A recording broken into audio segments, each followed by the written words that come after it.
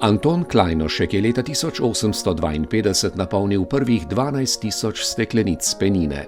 Ja, tradicija 170 let, ponosni smo na njo, saj se je prvo peneče vino razvilo ravno tukaj pri nas v teh kleteh v Gornji Radgoni.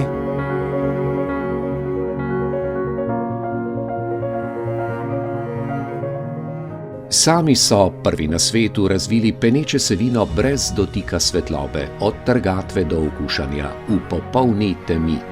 Takole ga boste oziroma ne boste videli, le s posebnimi očali, ker se najboljše stvari dogajajo v temi. Svetloba namreč spreminja aromo.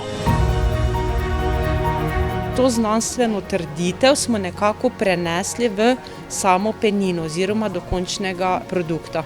In ponosni smo, da nam je to uspelo. Uspelo jim je izpolniti tudi vrsto okoljskih standardov, tudi za zeleno shemo slovenskega turizma.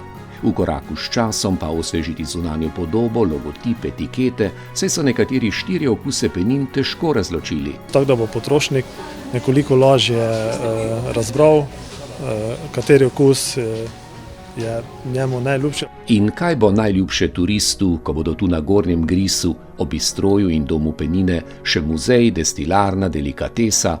Tu bo stal naš butični hotel. Obujali bomo zgodbe z preteklosti in bomo združevali s sedanjostjo. Kajti tukaj smo našli elemente srednjega veka, z renesanse. Zgradba bo imela visoko dodano vrednost, kar je tudi izhodišče za našo ulico doživeti. Ki bo nekoč UNESCOV spomenik naravne in kulturne dediščine.